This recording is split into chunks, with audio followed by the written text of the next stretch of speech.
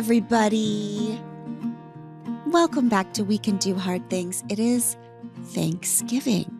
Happy Thanksgiving. Happy Thanksgiving, everybody. Or whatever Thanksgiving. It doesn't have to be happy Thanksgiving. Some people are having a sad Thanksgiving. Some people are having a stressful Thanksgiving. Happy no Thanksgiving if you don't celebrate Thanksgiving. Yeah, that's right. Whatever your Thanksgiving it is, welcome. We're here today on this Thursday. On this third Thursday of November. It's How fourth. are you doing? It's always fourth. Or the 4th. Yeah. See? I don't even know nothing. How are you doing on this Thanksgiving, Sissy? Great. We just do what we do. We tried one year since John and I do not actually prefer Thanksgiving food. Mm-hmm. We realized that What? Yeah, we used to spend like 4 days preparing the turkey, the mashed potato, the yams, the whatever the hell, all the things. And we were like, we don't really like this meal. Oh my gosh. What a revelation. What don't you like? Yeah. I'm so fascinated by this. It's not like we don't like it. It's just like, my God, you're going to spend 4 days making this thing that you're just kind of like, I could take it or leave it. So we swap hosting. So like we'll host one year and then my mother-in-law will host the next year. And we decided for our year, we were going to do this special thing where we were going to like do the meal we would actually eat if we wanted to spend 4 days doing it. So we had like lobster and bouillabaisse and oysters and all of it. And everyone was so... How do you do oysters at home? You grill them. You put them on the grill. Shut the front door. Yeah, it's delicious. Okay, keep going. This is awesome. The whole family was so lovely and kind and gracious. And we thought it was the best Thanksgiving ever. And then the next day, they let us know that was really cute and sweet, what we had done, and also that it could never happen again. Because of they really missed the turkey. So now we just do, everyone brings what they want. Everyone brings what they want. And it's like the best day because it's easy as hell. It's just like making dinner. Oh, and everyone brings, you untamed your Thanksgiving. Yeah. You said, ask not what Thanksgiving wants of me. What I ask is what I want of Thanksgiving. Okay, that's actually what she's done too. Whether you meant it or not, is you're like, I'm going to do exactly what I want. And then people are probably going to have feelings about it. Mm-hmm. And then I'm just going to be like, oh, okay. So like, you don't want to do what I want to do. So like every single one of you has to bring something to actually create the dinner. So then you just like completely outsource all of the work. Well, this it's is brilliant. a metaphor. This is a way to do brilliant. Life. Everyone is held and free at Thanksgiving table. Yes. You can bring your full self and you can bring your own goddamn casserole. It's what you can do. Well, I think the key is trying something different. It's just experimenting because we didn't, there's nothing negative about it. It's not like you didn't like my lobster. Screw y'all. You're going to bring some casserole. Like, it's nothing like that. No, it's but just it was like we tried it. We found the middle way that worked for everyone. And that's the key. Is it working for everyone or is it working for everyone other than you? That's right. You know? And this way, it's delightful. It's just delightful. So it's easy breezy. Love it. So if we showed up at your house on Thanksgiving and there was no turkey and stuffing, Tish would lose her damn mind. Yeah. Right? Yeah. She's a tradition girl. So we do all of that.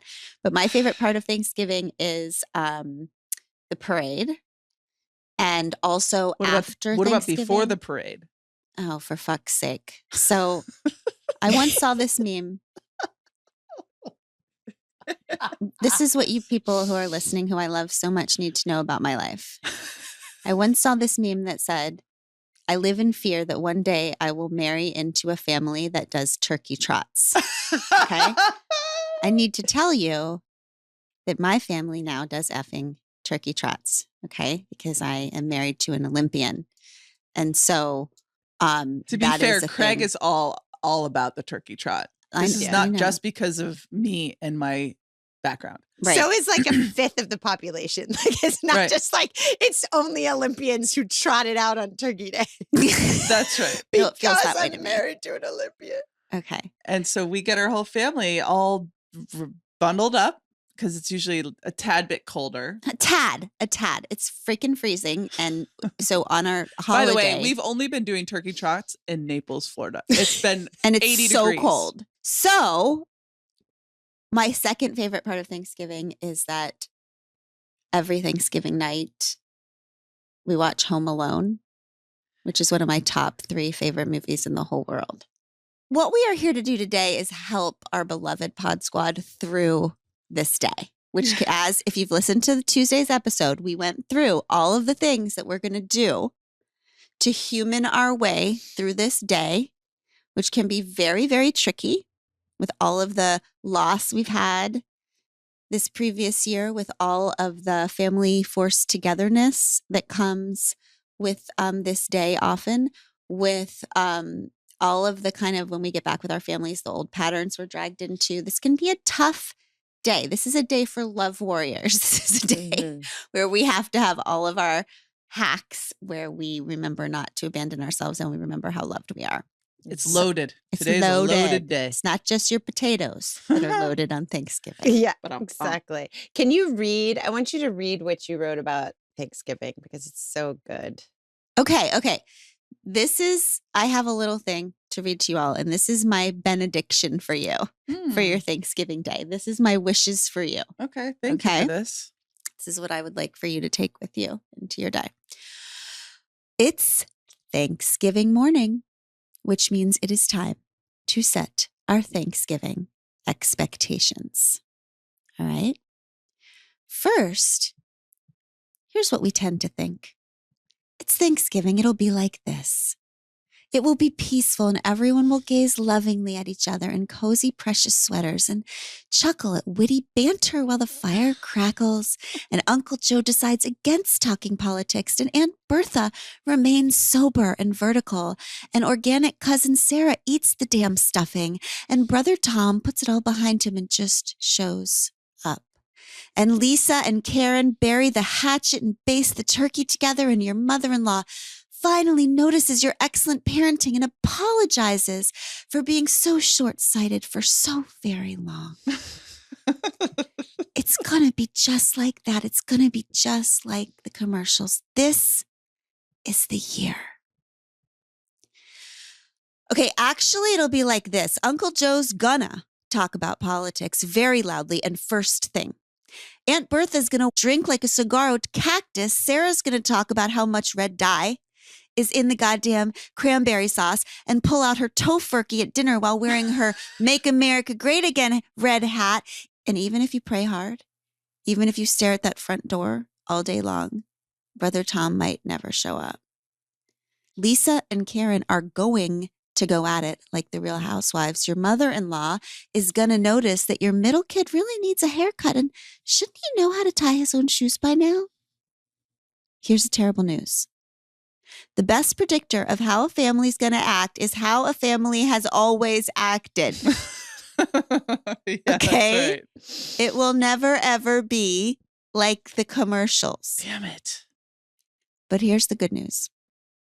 Our crazy families aren't the problem. Those commercials with the fake perfect families are the problem. That's right. There are 2 ways to achieve holiday happiness, beloveds. Number 1, make sure everything goes exactly as we expect it to. With this approach, we will be so full of woe 10 times out of 10.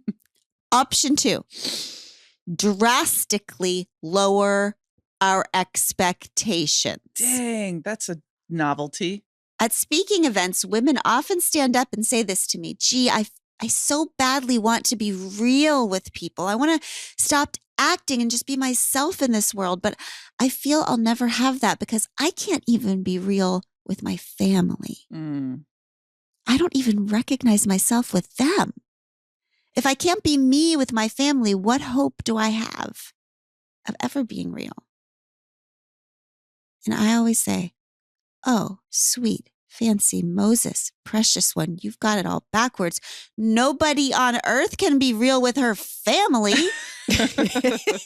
For God's sake, when it comes to authenticity, family is not the starting place.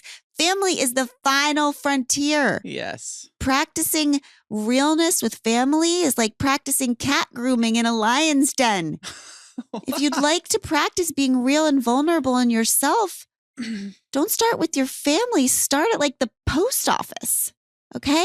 Because being real and relaxed and peaceful has to do with going off script, with being a soul instead of a role. Our families are where our roles are most deeply entrenched. That's right. Are you the free-spirited, flighty, irresponsible one? Ugh. Are you the detail-oriented, boring, responsible one? Are you the hippie, the clown, the scapegoat? We all have our roles. Families are but a stage, and we are all players. Families are living, breathing ecosystems, and it takes each to do his or her part to get the job done. Okay? Notice that no matter how much progress you make during the year, the second you walk into your home, you feel 8 years old again. Every time. Yes. So does everybody else. Okay, we all do. No problem. The show must go on. The fucking family show must go on. I don't know why. It just does. Okay? So here's what we do today. We stop trying to be the director of the family, and we just become an amused audience member. Okay? We jump on stage when it's our line. We let everybody in the family play his or her role without being a critic. We let go of all of that. We stop trying to change our people long enough to see them for who they are and find some beauty in each of their characters. We remember that the reason there's so much food around on family holidays is so we don't say too terribly much. Okay? Stuff it. We stop fixing, we stop persuading, we stop cajoling and judging and disapproving and lobbying. We stop hoping so hard. Ye abandon hope on Thanksgiving. All ye who enter Thanksgiving, abandon hope here. Okay? We just start accepting. We stop directing. We stop directing. We just let it all be. We cement our perspectacles firmly to our faces. Perspectacles. We Cool. find some gratitude for these insane ass people who are our people. Damn it. We remember that family is just the ones who keep showing up. We are grateful to and for the ones who show up. They are a mess, but they are our mess. And thank God, because we are a mess too. But we are their mess. And maybe we stop at the store and pick up a box of our favorite hot tea. We keep our mug filled all day. And every time our hands feel the warmth of that mug, we remember, I am loved. I am loved. I am loved. I am whole and beloved, and I will bring my worth into this day with me, and I will carry it out of this day with me. My worth and belovedness are not given or taken, proven or disproved by a mother or father or in-law or friend. I am not asking that question of today because I already know that answer. I'm taking that. That's our Thanksgiving benediction. Okay? All right. Beautiful. That's beautiful. Abandon hope, ye who enter. I love that. I love so that. much. I am not asking that question of today. No. That is We are so asking, this is not a good. day for questions. This is not a questioning day. This is a day for abandoning hope. This is a day for knowing. We bring our worth into this day. We take our worth. We ask no questions of this day. So good. All right.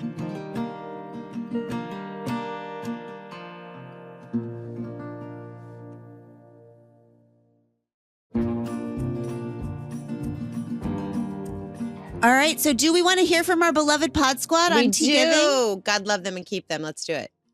My name is Rebecca, and I have a hard thing. I need your help with how to handle holidays and in-laws. I moved to the location where my husband grew up. We've been living here for our whole married life outside of the military, and it's been 2+ decades that I have been married to him, and my family does not live close by. My parents are no longer living on this earth, and so holiday time with his family is like all I got. But a lot of times, especially Thanksgiving, which also coincides with my birthday, just does not make me feel good.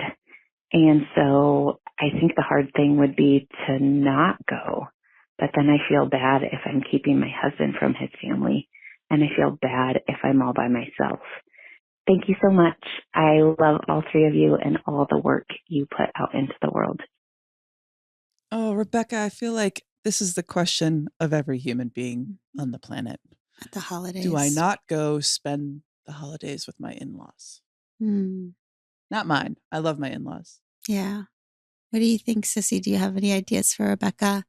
I have some thoughts, but you're generally more balanced about these things. I mean, I have strong feelings about Rebecca, but I don't know if they're the kindest. What is your thought like, Rebecca, never go to the in-laws? Well, I mean, I just hear everything that Rebecca said. Like, Rebecca has lost her family. She's lost her parents. It's her birthday. It's Thanksgiving. She has a husband that she loves.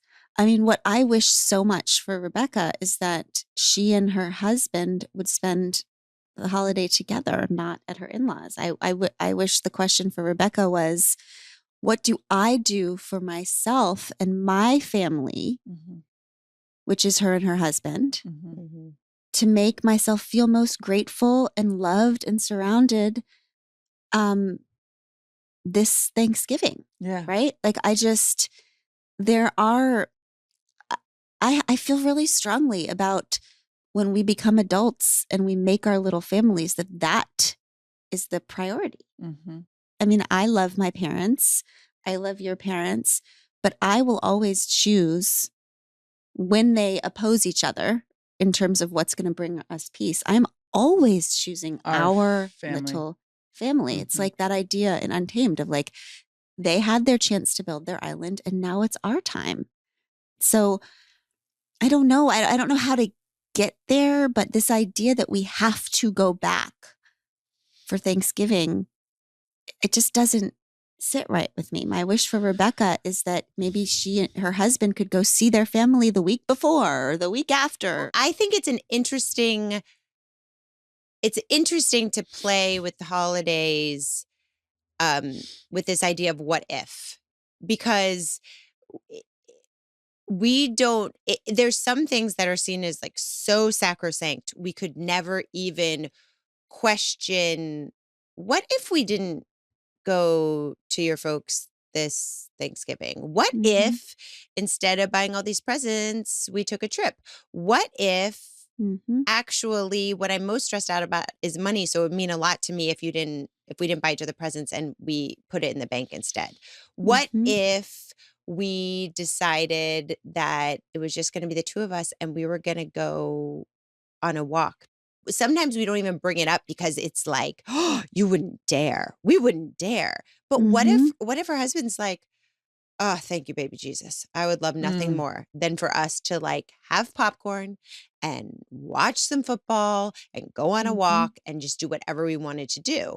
And maybe not, maybe he really does want to go over there. But I think that it's just interesting to think about, what are the possibilities? What's the experiment? And I think the question that you pose, Glennon, about like, where is your obligation? Where is your loyalty? I think it's a hard one for a lot of people. Well, and there's this one sentence she said that I just am not sure about. She said, she was talking about how she lost her parents and family far away. And she said, and so holiday time with his family is all I've got. And I actually don't think that's true. I think what Rebecca has is the potential to create whatever kind of holiday she wants. Like when I talk to people who are stuck in what I'm supposed to do, I know I'm supposed to do this thing, but it makes me feel bad. So that's the time where the only way to get out of the supposed to's is to get into our imagination. I believe this with all of my heart. And so it's like, okay, I'm supposed to do this thing, but it makes me feel bad. Okay, stop, because we're in our conditioning. let's sit down. Let's have Rebecca and her husband sit down and say, okay, what is the truest, most beautiful holiday we can imagine this year? Nothing has to be forever. I think we get so scared that like, oh God, we're losing everything. No. Let's just do it 1 year at a time because we're different every year. I love that. What is the truest, most beautiful holiday we can imagine this year? And I love what Sister said because it kind of disarmors any kind of defense, right? Mm-hmm. Because it's like if you approach it in a way that's just asking questions like very simple, like what if we do this?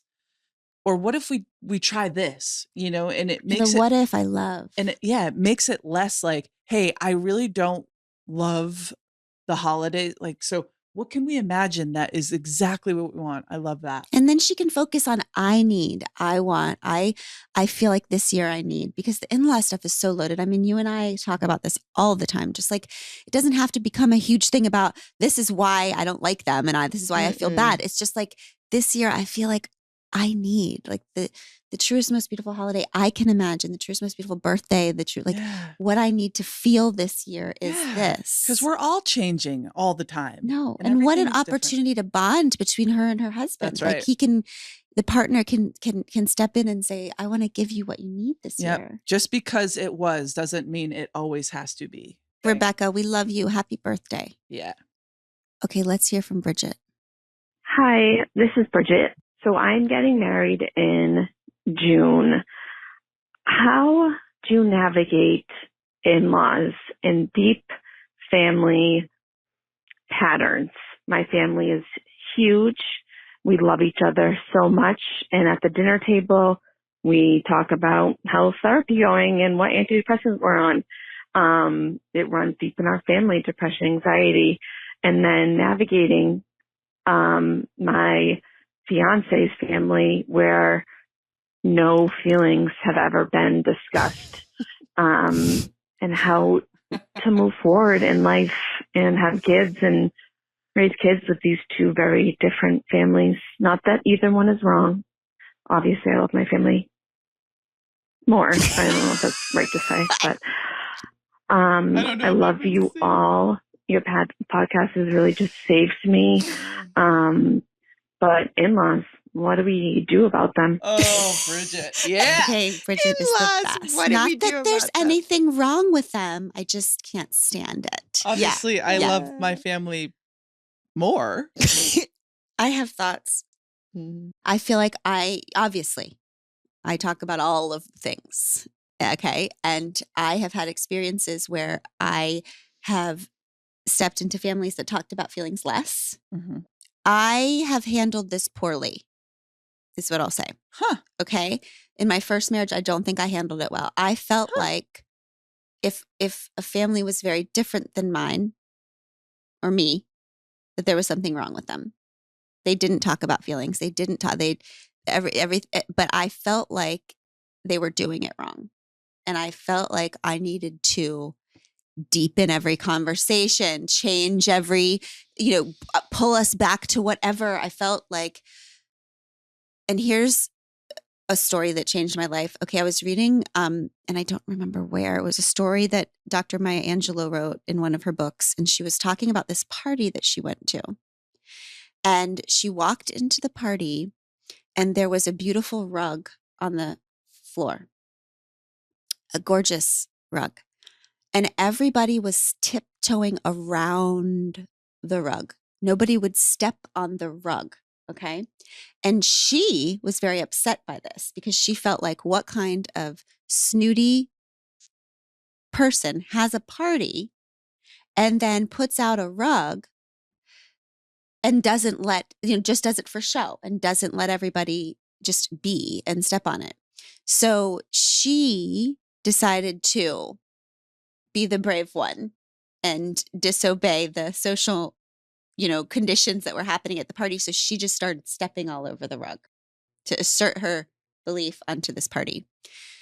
To liberate them. She was to liberate these people from their oppression, right? Mm-hmm. And what she finds out is as she steps away, she sees a person come out and carefully fix the places on the rug where she had stepped, because this was a holy part of the culture she was stepping into. This rug was a piece of, you'd have to read the story. It was some part of beautiful tradition. They ate on it.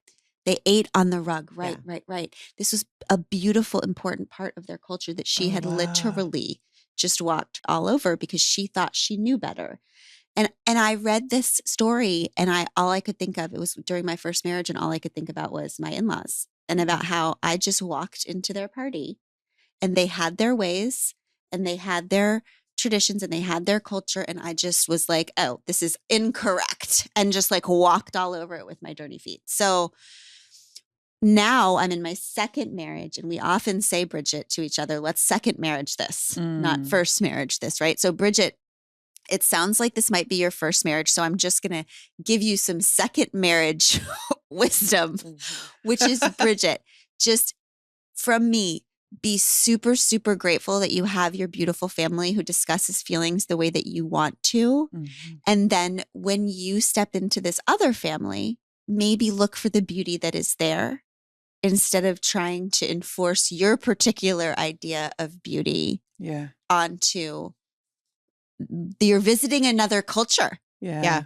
Yep. Is what you're doing. You're visiting another culture. And so let's just try to take our shoes off, and when necessary, step around the rug, and just trusting that there's generations and layers that we don't and will never understand. Well, look for the light. Family. Like, rather than stepping into your in-laws' environment with judgment, go in with more curiosity, because here's the thing, like, they might not talk about the feelings, because I think that this is a very similar dynamic to your family in opposition to mine. My family is not a feelings type of talking family, but there is real beauty if you can find it in that culture, right? You just have to look for it. So rather than comparing your family to your partner's family, look for all the beauty in both, right? And take home and take care of the beauty in both.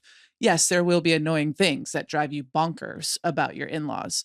That's just the way of the world, because it's different, right? And difference comes with kind of a friction, but there still can be beauty found in that. Yeah. And it's a lightening of the load too. Like Bridget, it's like, it was such a lightening of me to be like, to walk in and be like, oh, it's not my job to fix anything here. I don't have to change anybody here.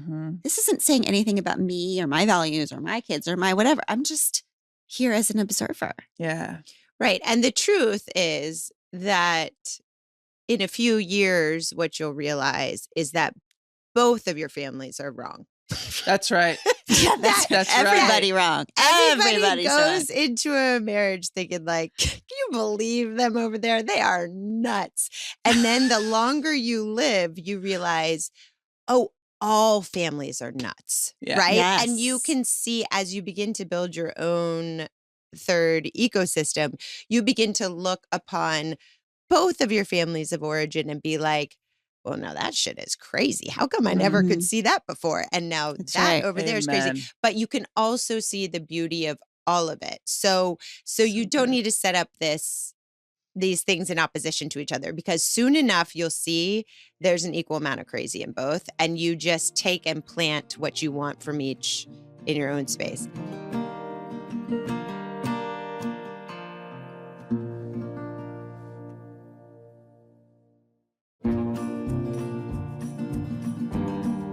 Oh, we have a write-in I wanted to discuss. Okay, here we go. Hi, G. My husband and I are starting to make plans for the upcoming holiday season and have decided to spend Thanksgiving with his family. I have a difficult relationship with his sister, who I know has said hurtful things about me behind my back to other family members. To my face, however, she tries to be my friend. I have no interest in this, knowing how she really feels about me.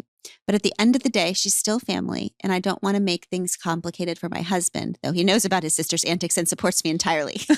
That's a very important clause. A very important clause. That's right. Any advice on how to gracefully navigate this middle school-esque situation while also maintaining boundaries to protect both my mental health and my relationship with my husband? Ooh. Thanks for all you do. Please see Tuesday's episode. Be unsurprised. Yes. And also prepare. Right. Yes. I mean, I don't know. So yes, be unsurprised. Okay. You have to listen to the last episode. We talked a lot about how, let's just call her sister-in-law Joanna. Okay. Joanna's going to Joanna. Mm-hmm.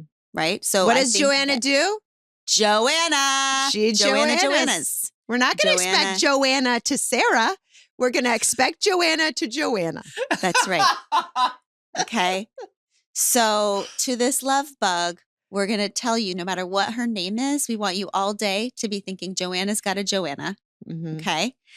And then also, I'm just going to take this just a little bit further, which may or may not. Oh, I can't wait. Okay. I know exactly what you're going to say. I'm going to call this right in. I hate when they don't leave their name because I want to talk directly. It's Gina. No, I made up Gina. Okay, well, it's Gina. We're going to call her Gina. I feel as if I've gotten to this point where I know for certain that the people who drive me the most batshit crazy, okay, drive me crazy because they are showing me something about myself that I'm not crazy about. Oh my God, I didn't think you were going to go this direction. Yeah. Okay, so it reminds me of like when Emma came home. I don't know it was Tish came home one day and she was talking about this girl at school. And she was like, it was because she was little. Okay. She was so little. She was like 5. No, she was like 5 years old. Okay. And she's like, Mommy, I can't stand her. She's just so competitive. She has to win everything. She's so competitive.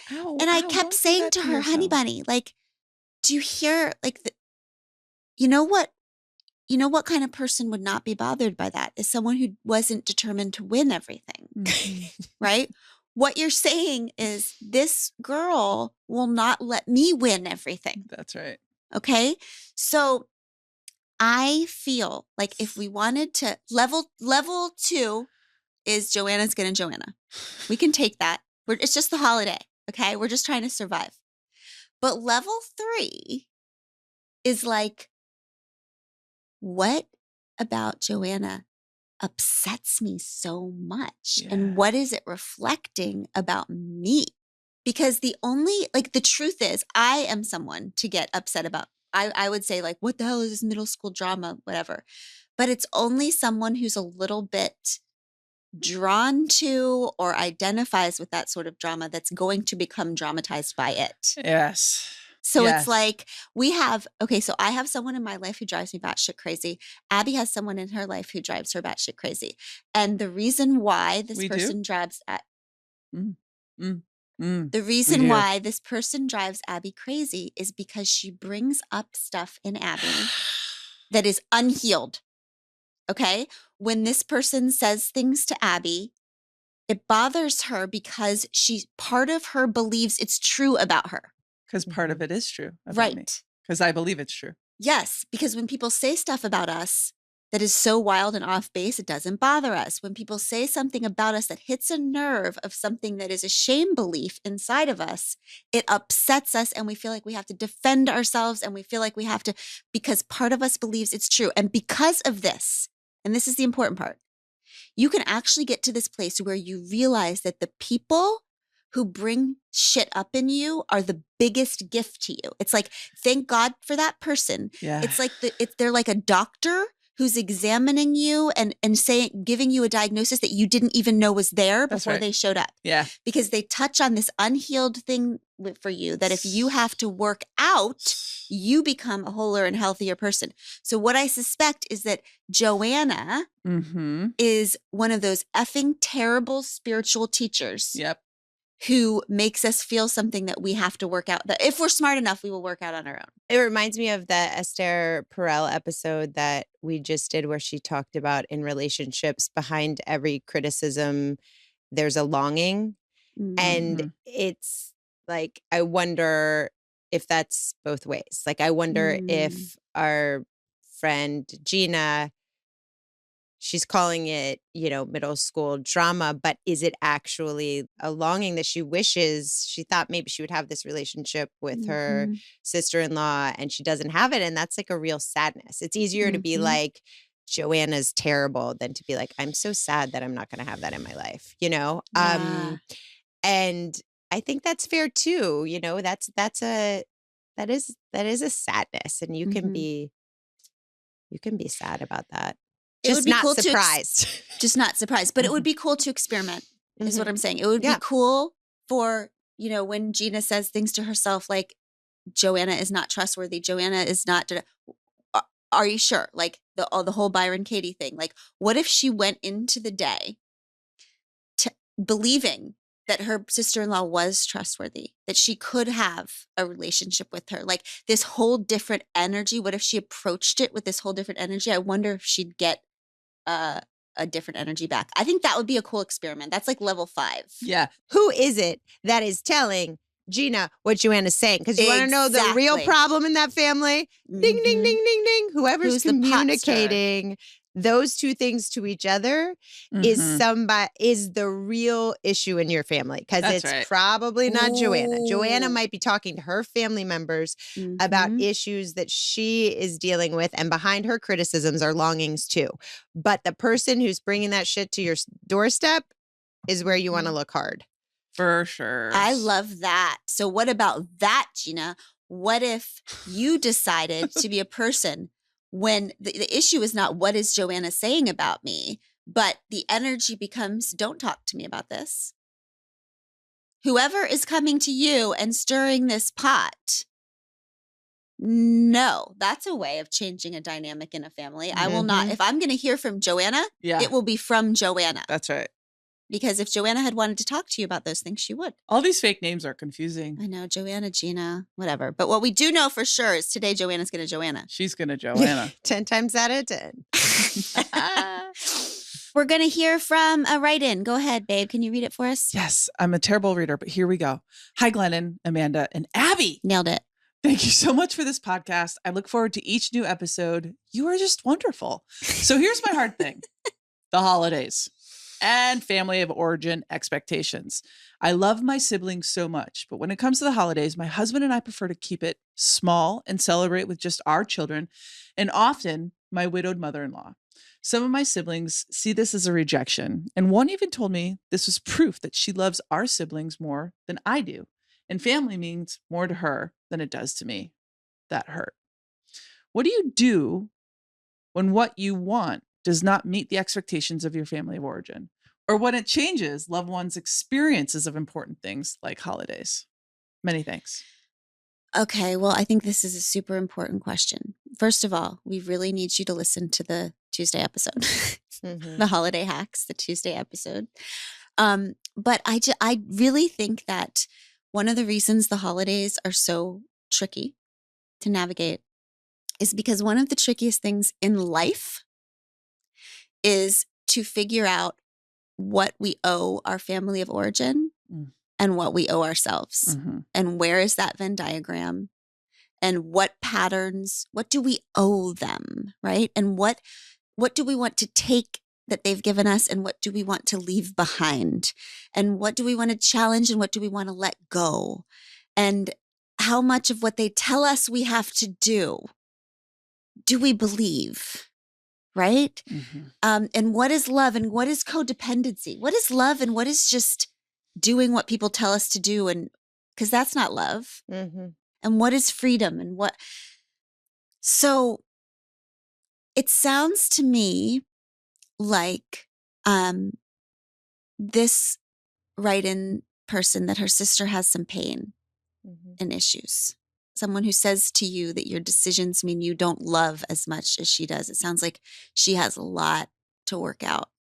I love so much. Ashley Ford always says, my job is to figure out what I need, but my job is not to handle what everyone else feels about that need. And we talk about that a lot too, Sissy, with, the really tricky part of boundaries. We all think that setting boundaries is the hard thing. It is not. Setting boundaries is dealing with everyone else's reaction. All right. The hardest part of setting boundaries is part 2. It's dealing with everybody's reaction and feelings about that boundary we set. Yep. Anybody can set a boundary, but staying strong and calm and loving in the storm after, right? Because what setting a boundary is doing is it's challenging a pattern that has been working for everyone else at the expense of you. And so, of course, it's going to cause ripples. Of course, people are going to have feelings. When we change anything, people are going to respond. And I what I've seen over and over again work is feeling very responsible for setting the boundary and then handling lightly whatever reactions come after that. Because when we don't freak out and defend ourselves and defend ourselves and defend ourselves, what we find is that the post-storm generally calms if we don't feed it more. Something that you said made me feel like, oh, what do we owe our families of origin? Right? And like, that is a really good question to ask, because there's some of us, myself included, feels and has felt in her life that I owe my family of origin everything. Yeah. And I think that that's just something that was planted in my mind, that I planted in my own mind. And guess what? If you plant that idea in your own mind, you can also take it away, because nobody else is doing that. You're doing that. You choose, you get to choose. What do we owe our families of origin? That is a beautiful question to answer. At the end of the day, don't we owe them our wholeness and our freedom and our mental health? Right? Isn't the best way to honor our parents to trust the woman they raised? Ourselves. What were you going to say, sis? I think it's interesting because I think most people would say what we owe our families is to love them. But that is only half the answer, because this woman's sister is saying, I love them. I love my siblings more than you. And she could be coming at that very, very honestly. It depends what her definition of love is, right? If love to many people means maintaining everyone's expectations, love means not disappointing you, love means not upsetting you, love means so it really you got to go a level deeper. Like she might truly 100% believe she loves her siblings more, because she is not willing to disappoint them. She is going to keep doing the exact same thing to show her love. And the fact that her sister has opted out of that is evidence that she does not love them as much, because she's able to disappoint her. So you can all be telling the truth. You can all be telling the truth. Yeah. And especially if you mean by love, what many people mean, which love equals catering to status quo. Love means catering to status quo. Love means not rocking the boat. Oh, right? That really rings true. I think that's cheap.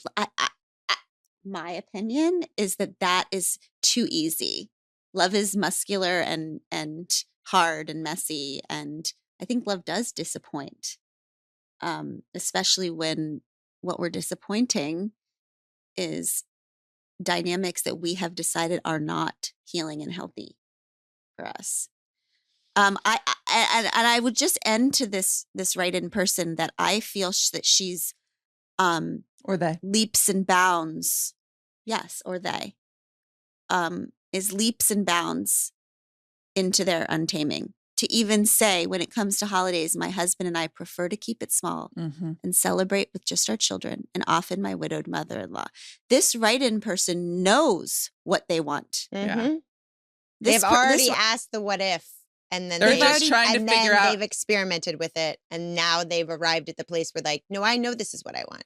Yeah. So they're in part 2. And they're trying to figure out how to deal with the repercussions of the boundary setting. Exactly. That's exactly what you said.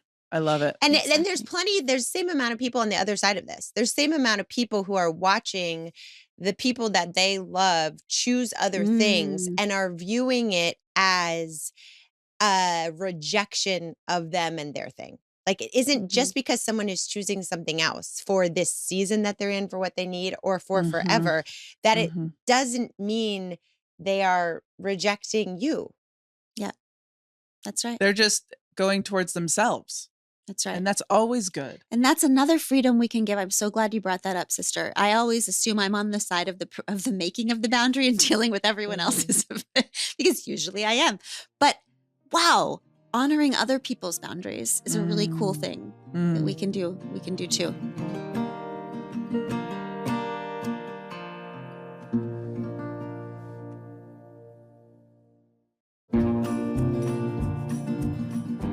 Okay, we're going to move on to our Pod Squatter of the Week on Thanksgiving. Please, our Thanksgiving Pod Squatter, who we're so grateful for. Hi, Glennon Doyle. My name is Jesse. I'm one of your biggest fans, and I have a hard question for you. How does one reconnect with their estranged family after a really harsh coming out process? How does one learn to love themselves again when they think they're unlovable? As I approach the holiday season without any family, it's you and your words and your mission and your love and authenticity that keeps me going and keeps me smiling and keeps me strong on the hardest of days. I truly, truly hope someday to have the honor and privilege to just share a cup of coffee or something. I'm sending you so much love and so much light. Thanks so much. Jesse. I mean, I have my eyes are watering. It's just bringing me right back, right to the time when I came out to my mom and feeling so scared to then go be a different person for the holidays, because now I'm this gay person, and knowing that you might not be completely accepted by your family, whether you're completely out to all the extended family members. Because in the gay community too, when you come out, like if you come out to a grandparent, that's pretty fucking cool. Like as an OG, like old school gay, you just let your grandparents die before you came out. You just didn't want to deal with it, right? You didn't want them to think differently of you. Oh, so that was like a hardcore gay if you told your grandma? If you came out to a grandparent, you were like hardcore. I wish I could have come out to my grandma Alice. One thing I want to say to Jesse is it sounds like this feels recent. There's something that I've learned in my very new being part of the queer family, the international queer family, the queer family of Earth, which is there's this unbelievably beautiful, very family-like bond that happens among queer people that is unlike anything else I've ever seen.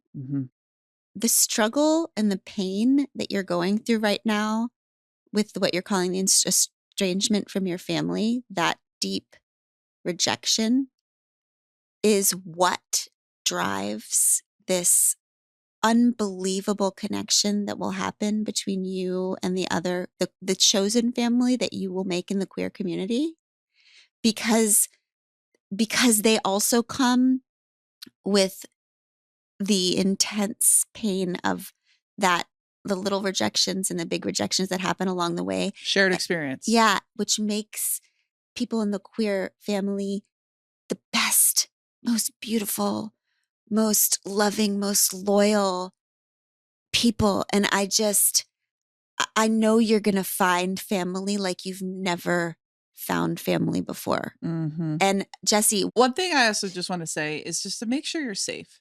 Yeah. I think that there's a lot of... He's a soft shell crab right now. Yeah, there's a lot of gay folks that are going into maybe scary environments or into dangerous situations, whether it be for your physical safety and also your mental safety.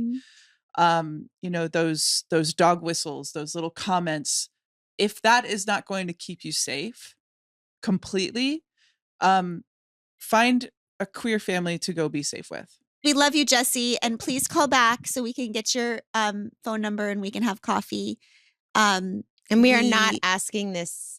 We are not asking that question of this day, Jessie. No. Like you this are day- loved and you are perfect, and that Yeah. estrangement from your family is not an answer to a question we're asking. Like, Yeah. It is You are written. responsible for your truth.